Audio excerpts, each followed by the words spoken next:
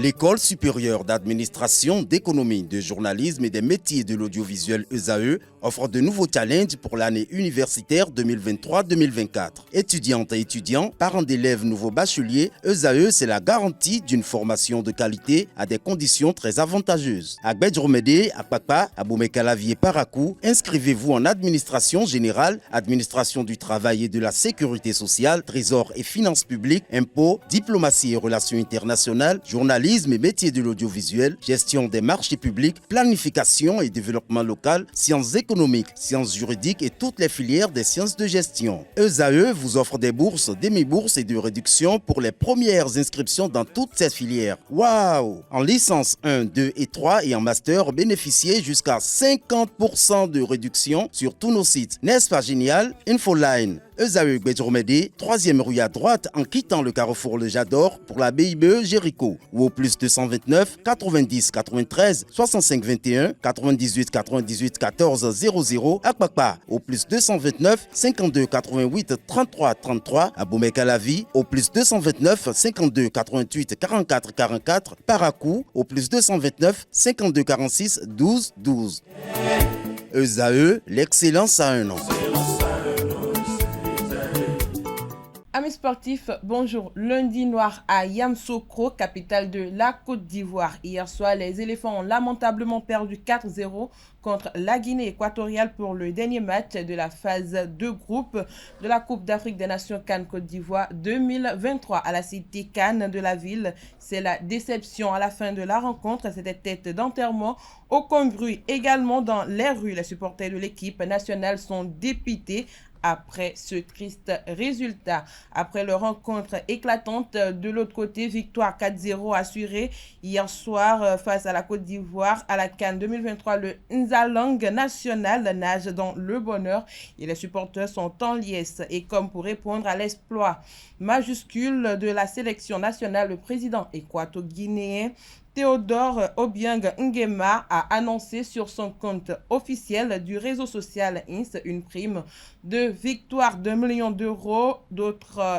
aux joueurs et aux membres du staff technique. À cela s'ajoute une journée fériée pour tous les Équato-Guinéens dans la journée de ce mardi 23 janvier 2024. Il avait d'ailleurs promis au sélectionneur Joan Micha Obiang d'être en Côte d'Ivoire s'il qualifie l'équipe nationale en finale de la CAN 2023.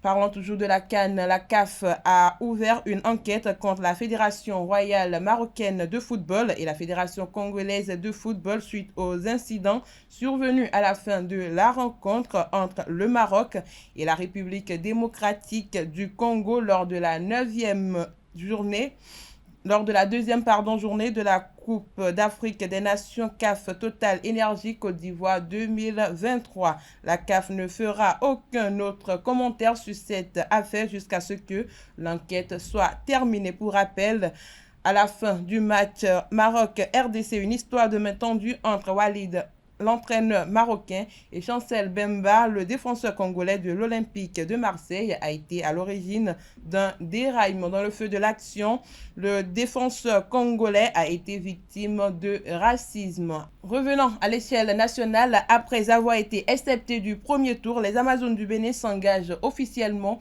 dans la quête de qualification à la Coupe du Monde féminine U17 dans quelques semaines. Sous la direction de Sylvain Zevounou, elles vont affronter l'Algérie au stade Charles de Gaulle de Porto Novo le 4 février 2024 à 14h au match aller et le 9 février 2024, elles joueront le match retour au stade du 5 juillet d'Alger à 17h. Un succès lors de cette double confrontation les propulserait vers un affrontement avec le Maroc ou le Niger.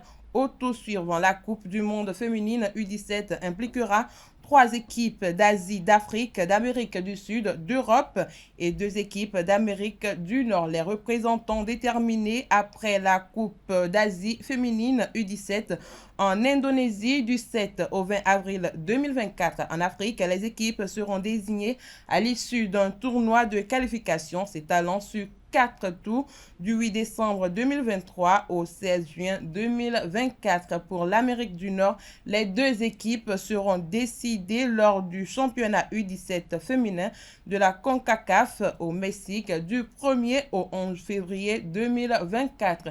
L'Amérique du Sud, quant à lui, choisira ses 3 représentants lors de la CONMEBOL Sud 17 en Argentine du 13 au 31 mars 2024. En Europe, pour finir, les représentants seront déterminés lors du championnat d'Europe U17 féminin de l'UEFA en Suède du 5 au 18 mai 2024. C'est tout pour l'appel des sports de ce matin. Merci et à très bientôt.